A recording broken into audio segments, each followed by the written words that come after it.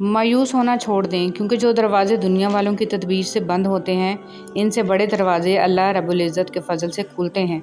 ऐसा कुछ नहीं जो रब से पोशीदा हो, और ना ही ऐसा कुछ है जो इसके इख्तियार में ना हो। अच्छी बात का असर ना होने की एक वजह ये भी है कि लिखने वाला और पढ़ने वाला दोनों यही समझते हैं कि ये दूसरे के लिए हैं। ऐ मेरे अल्लाह, मुझे आला दर्जे का सब्र करने वाला बना और आला दर्जे का शुक्र करने वाला बना। आमीन या रब्बुल आलमीन। ऐ अल्लाह, मेरी गिरफ्त ना फरमा और मुझे माफ़ फरमा इन बातों के लिए जो मैंने दानिस्ता या ना दानिस्ता कहीं और जो अच्छी बातें ना थीं। ऐ अल्लाह, मुझसे खफा ना हो और मुझसे राज़ी हो जा। आमीन।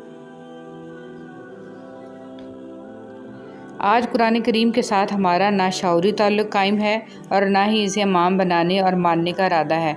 सिर्फ़ बरकत की किताब के तौर पर मान लिया गया है। मुझको भी पढ़ किताब हूँ, मज़मून ख़ास हूँ, माना तेरे निसाब में शामिल नहीं हूँ मैं। शुक्र अदा ना करना भी एक बीमारी होती है, ऐसी बीमारी जो हमारे दिलों को रोज़ बरोज़ कुशादगी से तंगी की तरफ ले जाती है, जो हमारी ज़ुबान पर शिकवा के अलावा और कुछ आने ही नहीं देती। अगर हमें अल्लाह का शुक्र अदा करने की आदत ना हो तो हमें इंसानों का शुक्र अदा करने की भी आदत नहीं पड़ती।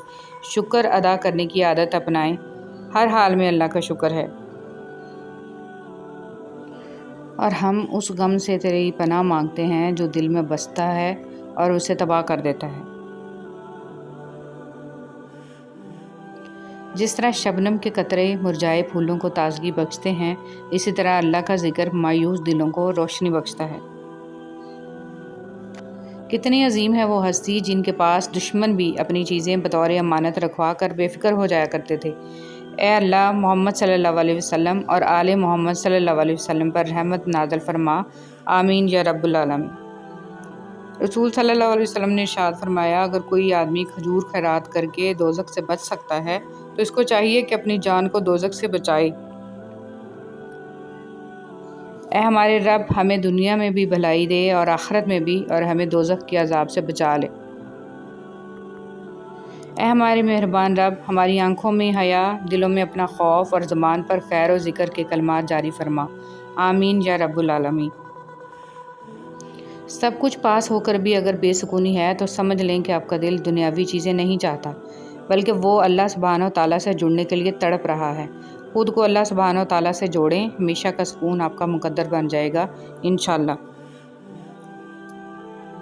अच्छा अखलाक अपनाएं। अब्दुल्ला बिन उमर रज़ियल्लाहु तआला अन्हु ने कहा, रसूल सल्लल्लाहु अलैहि वसल्लम की ज़बान मुबारक पर कोई बुरा कलमा नहीं आता था और ना आपकी ज़ात से ये मुमकिन था, और आप सल्लल्लाहु अलैहि वसल्लम ने फरमाया, तुम्हें से सबसे ज़्यादा अज़ीज़ मुझे वो शख्स है जिसके आदात और इखलाक सबसे उम्दा हों। क़यामत के दिन इंसान एक एक नेकी को तरसेगा। हम हर वक्त दूसरों की बात करते और कहीं ना कहीं ज़्यादती कर जाते हैं। क़यामत के दिन सब नेकी की शक्ल में अदा करना होगा, वरना दूसरों के बोझ भी उठाने पड़ेंगे। आज वक्त है, कई हज़ार नेकियां एक दिन में जमा की जा सकती हैं, ताकि जाने अनजाने में जो गलतियां हो रही हैं इनका ज़ाला तो जमा रहे। इंसान रोज़े महशर हर इस लम्हे के लिए रोएगा जो उसने ज़िक्र के बगैर गुजारा। आज वक्त है, फ़ायदा उठा लें। अल्लाह हम सब को ज़िक्र की तौफ़ीक दे। आमीन या रब्बुल आलमीन। गहरे और मुश्किल अल्फाज का इस्तेमाल इस बात की दलील नहीं है कि आपके पास बहुत इल्म है, बल्कि ज़रूरी बात को आसान अल्फाज में बयान करना ही असल में इल्म की दलील है। असल तवक्कुल तो यही है कि बंदा अल्लाह के सिवा किसी से कोई उम्मीद ही ना रखे। बंदे की उम्मीदों का वाहिद मरकज़ सिर्फ़ और सिर्फ अल्लाह की ज़ात पाक हो।